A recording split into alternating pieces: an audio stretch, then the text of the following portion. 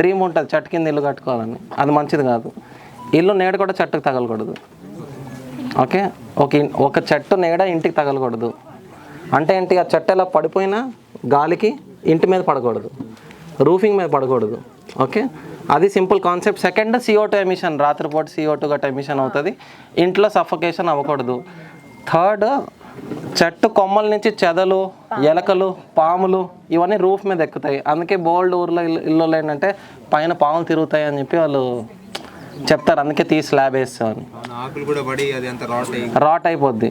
So అందుకే ఇంటి చుట్టూరు ల్యాండ్స్కేపింగ్ చేయాలి, చిన్న చిన్న మొక్కలు వేసుకోవాలి. ఇప్పుడు వాళ్ళు వేసారు కదా ఆ ఇంటికి, అలాగా పెద్ద పెద్ద చెట్లు వేసే. గ్రేట్, మీరేనా? అది అలా వేసుకోవాలన్నమాట.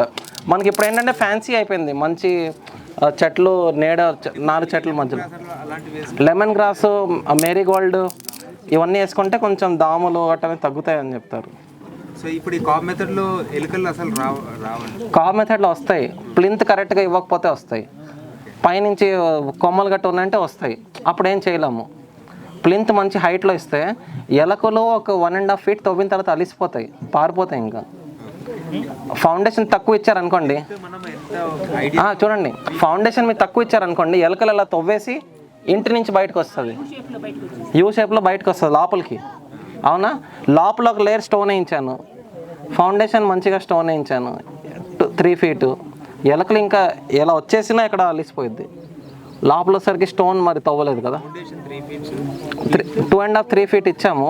ఇప్పుడు లోపల కూడా ఒక స్టోన్ లేయర్ ఫిల్ చేసాం కదా, ఇలా యూ షేప్లో వచ్చేసినా అక్కడ ఆగిపోద్ది అనమాట. సో స్టోన్ ప్యాకింగ్ అనేది చాలా ఇంపార్టెంట్, 1 feet ప్యాకింగ్ అనేది ఇంపార్టెంట్ ఎలకల కోసం లాంగ్ టర్మ్కి.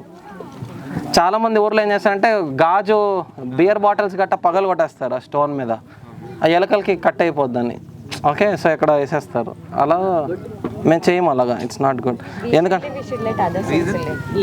ఎందుకంటే రీజన్ వాళ్ళు ఎందుకు చేస్తారంటే ఇలా కట్ అయిపోద్ది నోరు, వాళ్ళు మరి ఎలకలు రావు అని. కానీ అలా చేయకుండా మేము డైరెక్ట్గా మంచి హెవీ స్ట్రక్చర్ ఇస్తాం, స్ట్రక్చర్కి మంచిది, అండ్ ఇవి కూడా రావు. ఇదిగోండి, ఇప్పుడు ఏం చేశాను, స్టోన్ ప్లేట్స్ వేస్తున్నాను. ఇది ఇక్కడ గ్రావెల్ వేస్తున్నా, కానీ స్టోన్ ప్లేట్ వేయాలి. మీరు ఒకటి అబ్జర్వ్ చేయండి, దోలాలు వేస్తామని చెప్పాను కదా, దోలాలు కిటికీలు డోర్ల మీద రాకూడదు. కిటికీలో దీనికి దోలాలు రాకూడదు. దీని మీద వెయిట్ పడితే ఏమవుతుంది, దాని మీద వెయిట్ పడుతుంది, కింద పడిపోదు, కానీ దాని మీద లోడ్, అనవసరమైన లోడ్ ఇవ్వకూడదు దానికి. అవునా, సో ఎలా పక్కకి ఇచ్చుకోవచ్చు, ఇటువైపు ఇచ్చుకోవచ్చు. అందుకే నేను ఏం చేస్తాను, డోర్కి ఇటువైపు ఒక చిన్న గోడ ప్రొజెక్షన్ ఇచ్చా, దీని కిటికీకి కొంచెం ప్రొజెక్షన్ ఇచ్చా. అవునా, కంప్లీట్ కార్నర్ కాకుండా అలా ప్రొజెక్షన్ ఇచ్చా. ఎందుకు, దోలా ఇక్కడ వచ్చినా నాకు సేఫ్. అవునా, సో ఇవి కన్సిడర్ చేసుకోవాలి. సెకండ్, వాస్తుపరంగా మంచం ఎక్కడైతే ఇస్తామో దాని మీద దోలాలు రాకూడదు. ఓకే, మంచం మీద దోలాలు రాకూడదు. కిటికీలో డోర్కి పైన రాకూడదు దోలాలు. ఓకే, థర్డ్, ఇప్పుడు మనం ఏం చేస్తాం, నా కిటికీ నాకు ఎక్కడి నుంచి బయట కనబడాలి, అక్కడి నుంచి బయట కనబడాలి, నేను కిటికీలు ఇచ్చేస్తాం ఫుల్గా. అలా కిటికీలు ఇవ్వకూడదు. హాట్ అండ్ డ్రై మన తెలంగాణ రీజియన్లో అయితే చిన్న కిటికీలు, వెంటిలేటర్లు అయితే కిటికీలు ఇవ్వకూడదు, చిన్న డోర్ ఇస్తారనమాట. సో అలాగా డిఫరెంట్ లొకేషన్స్లో డిఫరెంట్ డిజైనింగ్ మెథడ్స్ ఉంటాయి. విశాఖపట్నము వెళ్తే మీకు అక్కడ హాట్ అండ్ హ్యూమిడ్, బాగా హ్యూమిడిటీ ఉన్నప్పుడు గాలి క్రాస్ వెంటిలేషన్ అయిపోవాలి ఇంట్లో. అప్పుడు ఇక్కడ డోర్ ఇస్తే దాని ఆపోజిట్ కిటికీ ఉండాలి, ఎక్కడ కిటికీ ఇస్తే అక్కడ ఒక కిటికీ ఉండాలన్నమాట, అలాగా. Okay, cross ventilation. సో ఇప్పుడు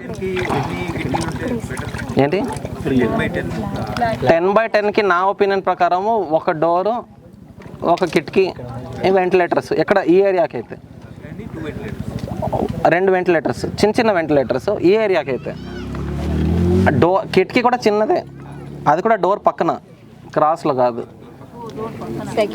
రూమ్లో చీకటి కొంచెం మెయింటైన్ అవ్వాలి, కొంచెం కూలింగ్నెస్ ఉంటుంది, కోల్డ్ ట్రాప్ అవుతుంది. హీట్ లాస్ వింటర్లో హీట్ లాస్ అయిపోద్ది, సమ్మర్లో ఆ చలి వాతావరణం లాస్ అయిపోద్ది. These are batteries, these are power banks, thermal mass అంటారు. మట్టి గోడలు థర్మల్ మాస్ రాత్రి ఉన్న కోల్డ్నెస్ని స్టోర్ చేసి మార్నింగ్ టైం వదులుతుంది ఇంట్లోకి. అవునా, సో మార్నింగ్ టైం అంతా హీట్ని స్టోర్ చేసేసి అర్ధరాత్రి వదులుతుంది ఇంట్లోకి, వెచ్చగా ఉంటుంది. అందుకే సమ్మర్లో చల్లగా ఉంటుంది, వింటర్లో వెచ్చగా ఉంటుంది మట్టిల్లులు. దే ఆర్ థర్మల్ మాసెస్ అనమాట. గోడలు కూడా క్యాలిక్యులేషన్ ఉంటుంది. మరీ ఎక్కువ లావు కట్టేస్తే ఎర్లీ మార్నింగ్ చల్లగా అవ్వదు.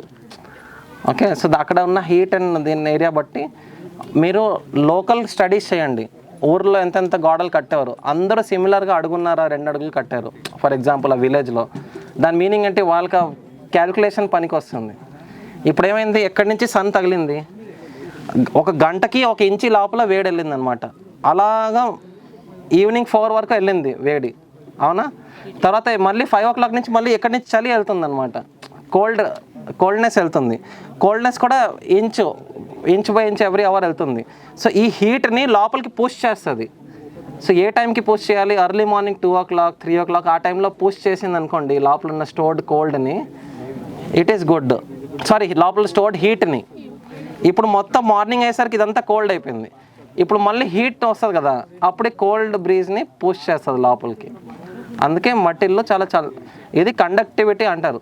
నేను అంత టర్మ్స్ వాడాను, but this is what happens. Conduction అనేది జరుగుతుంది. ఓకే, అండ్ వెంటిలేటర్స్ ఇలా 4 గోడలు ఇచ్చినా పర్లేదు. చిన్న వెంటిలేటర్ కదా, హాట్ ఎయిర్ పైకి వెళ్తుంది, వేడి గాలి ఇలా పైకి వెళ్ళి ఇలా పైనుంచి ఎస్కేప్ అయిపోవాలి. ఓకే, సో అది అందుకే వెంటిలేటర్స్.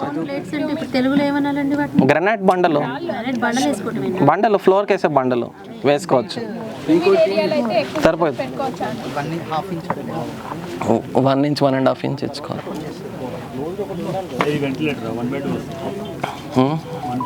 వెంటిలేటర్ కాదు ఈ స్టోన్. విండోస్ క్రాస్ వెంటిలేషన్ పెట్టాలి, ఎక్కువ పెట్టుకోవచ్చు, కానీ పెద్ద విండోలు పెట్టకూడదు. మరిన్ని అప్డేట్స్ కోసం బ్యాక్ టు రూట్స్ యూట్యూబ్ ఛానల్ని సబ్స్క్రైబ్ చేసుకోండి.